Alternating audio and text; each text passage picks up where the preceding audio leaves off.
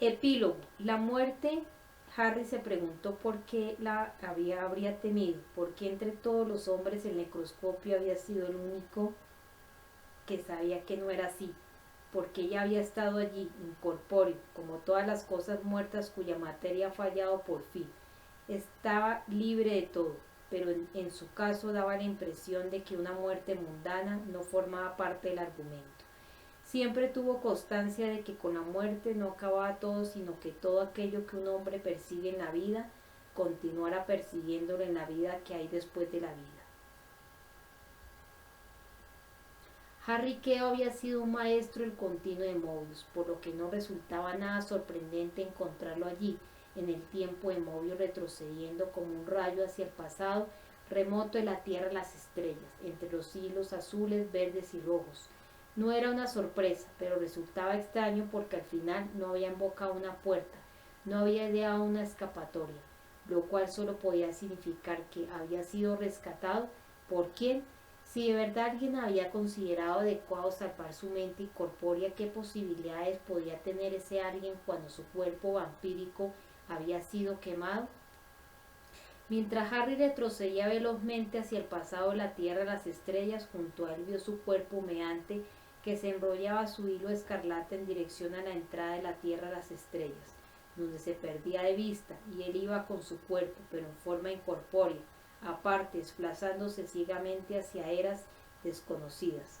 En cuanto al destino de su envoltorio destrozado y quién había sido su vida, en vida Harry nunca había estado completamente seguro sobre la existencia de Dios o de un Dios, pero al regresar a la Tierra de las estrellas percibió la llegada, la presencia de una fuerza y supo entonces que Chaitán también la había percibido. Más aún, había descubierto la fuente de esa fuerza y que Mobius y Pitágoras estaban en lo cierto. Harry y su envoltorio inerte eran simples impulsos en la mente que él había denominado continuo de Mobius, números enteros en la matriz infinita de la gran ecuación desconocida. Cuando finalmente esa mente habló, no sintió miedo. Las cosas siempre tienen un sentido, Harry. ¿Qué sentido tiene la creación si tus esfuerzos han de ser desaprovechados? A veces se acierta y a veces se falla, pero todas nuestras obras, las mejores y las peores, tienen siempre un sentido. Harry no discernía ni si se esperaba que contestara. En cualquier caso no tenía respuesta, pero si tenía una pregunta para formular, aunque breve. Dios percibió una especie de vasto ademán que restaba importancia a la pregunta. Creador, consejero, ángel, quizá. Dios está. Dígame que Dios está unos cuantos peldaños más arriba. Ya sabes bien que su mente es vasta. Llevamos sus pensamientos, damos su curso a sus deseos lo mejor que podemos. He tenido mis dudas, admitió Harry. Todos hemos dudado alguna vez. También Chaitán dudaba cuando era uno de los nuestros, aunque él habría tratado de convencer a todos de que tenía razón. En todos los universos de luz los habría obligado a creer en él. Harry tuvo la sensación de que lo comprendía, y con comprenderlo debería haber bastado, pero como era o había sido humano, y como veía que su curso se torcía, apartaba de su cadáver, sintió curiosidad, por eso preguntó: ¿y ahora qué? Tus pies están en los primeros peldaños, te has salido con la tuya, has escogido tu curso y lo has mantenido fielmente. Representas todo un éxito. Nosotros aceptamos que nada se desperdicie. Sin duda no desperdiciaríamos a alguien tan valioso como tú. Tal como le ocurrió a Chaitán, no te acordarás de nada, pero sabrás, aunque a diferencia de lo que le ocurrió a él, que solo conoció una gran oscuridad. Tú conocerás la luz en todos tus mundos, en donde quiera que te manifiestes, porque sus mundos son infinitos, igual que sus pensamientos. ¿Y eso? Preguntó Harry, señalando su cuerpo ennegrecido que aún avanzaba hacia un objetivo indefinido y se veía pequeñito en la distancia. Toda causa tiene un efecto y todo efecto tiene su causa. No puede acontecer nada que no haya acontecido ya. El mundo de la Tierra del Sol y de la Tierra de las Estrellas fue un fallo en el que ganó el mal.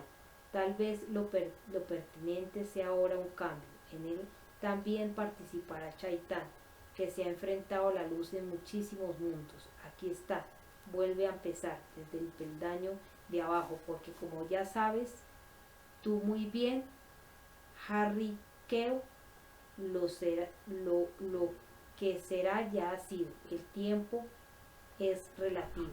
Le tocó a Harry hacer un ademán, como restándole importancia a la cosa. Sin su vampiro volvía a ser inocente, la esencia de la inocencia misma.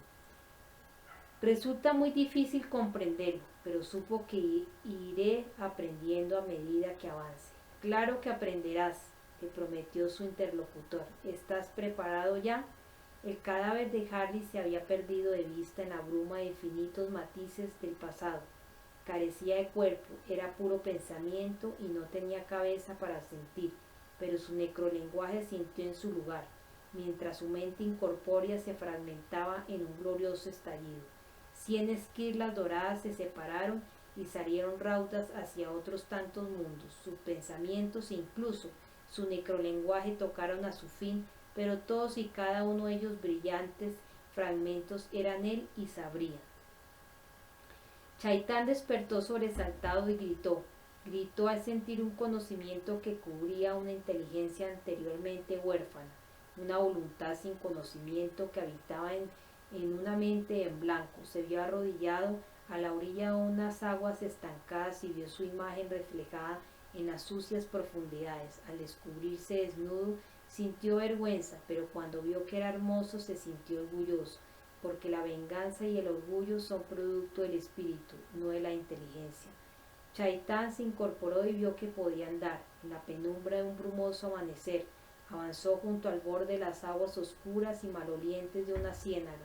Comprobó que desolado y solitario era aquel lugar al que había caído, al que lo habían desterrado. Supo entonces que era un pecador y que aquel lugar era su castigo, y al saberlo su naturaleza quedó definida. Instintivamente entendió los conceptos del pecado y el castigo. Creyó que su delito radicaba en su hermosura, y esa creencia era en realidad producto de su orgullo, fuente de todas sus faltas, porque para Chaitán la belleza era como un poder, y el poder era como un derecho, y el derecho era lo que él le impusiera que fuese, impondría a los demás su voluntad. Con estas reflexiones se apartó de las aguas hediondas y salió a imponer su voluntad en aquel mundo extraño, pero en cuanto se apartó de las aguas el cieno comenzó a hervir y él se detuvo para mirar atrás y ver que unas negras burbujas subían a la superficie. Las hierbas se abrieron y Chaitán vio surgir ante sus ojos una silueta que flotaba en el aire. Tenía el cuerpo hinchado y quemado, pero el rostro entero. Supo entonces que aquello era un presagio, pero un presagio de que tenía voluntad. Esperaría y descubriría qué iba a pasar, o bien continuaría andando siguiendo su voluntad. Sospechaba que aquella cosa de la ciénaga contenía el mal. ¿Por qué si no iba a estar una cosa tan sucia allí en un mundo que era nuevo? Permaneció inmóvil durante un momento como si se encontrara en una encrucijada. Después volvió sobre sus pasos y se arrodilló junto a la ciénaga, porque se había propuesto conocer ese mar. Contempló una cara que jamás había visto y que no recordaría hasta que no hubiera transcurrido una infinidad de años, y no percibió nada importante, salvo que tentaba al destino, cosa que lo enorgullecía y le alegraba hacer, mientras las bestias de aquel mundo recién nacido se acercaban a aquellas aguas a beber, y mientras las brumas se levantaban de la ciénaga, el caído contempló su propio futuro, allí donde las hierbas lo anclaban al cieno y la escoria. Al cabo de un momento, los miembros chamuscados del cadáver se abrieron y en ellos aparecieron apiñados un montón de setas negras que crecían de la carne podrida y abrían las laminillas de sus sombreros. Lanzaron sus esporas en la penumbra que procede al amanecer, y Chaitán las aspiró por propia voluntad, su último acto de inocencia. La rueda ya había dado una vuelta completa y el ciclo había concluido, para volverse a iniciar. Fin.